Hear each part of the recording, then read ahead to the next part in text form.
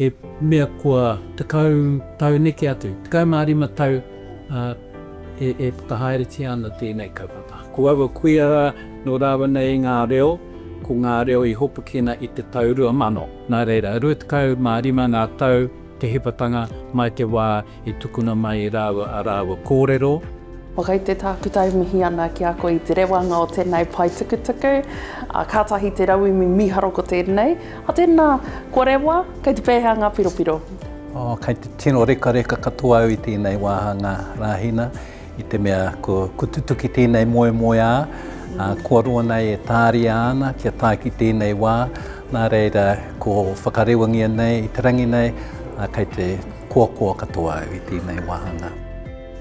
Kia ora, I'm Jorge Paspuna, I'm from Mahia. Kia ora, I'm Zohra Shirazi, I'm from Iran. I met Hoepa in AUT and involved with the project through Hoepa. My role was as Operations Director for the App Lab at Auckland University of Technology to manage the group that were the digital media developers for the app. Hours research and feedback and days and nights of working went toward this work.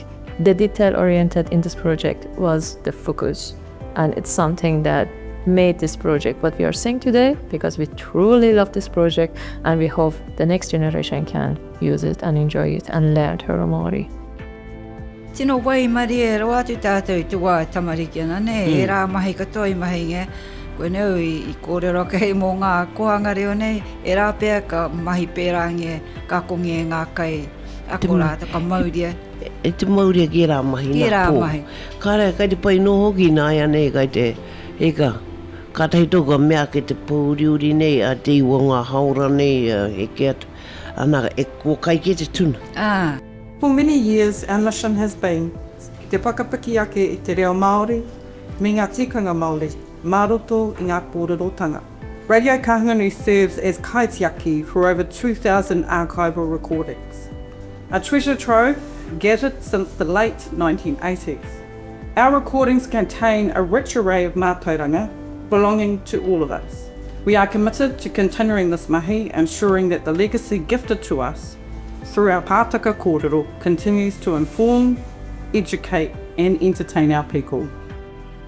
Nā te hiranga o te toha I te Bito Kahungunu ki te ao matihiko.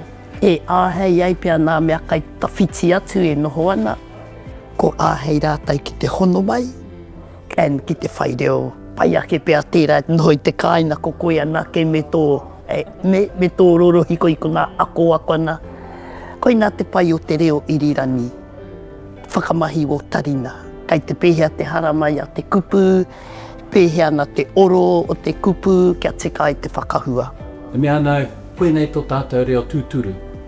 Pai hano te whātoro I ngā reo o hiwike.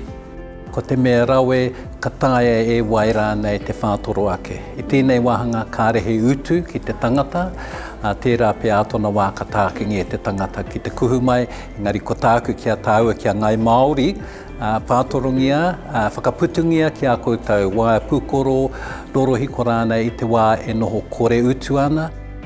Nā reira, kia koutou hoki e te iwi, mohora mai koutou whakarongo tonu mai ki ngā mahi whakahaere te atona kia koutou.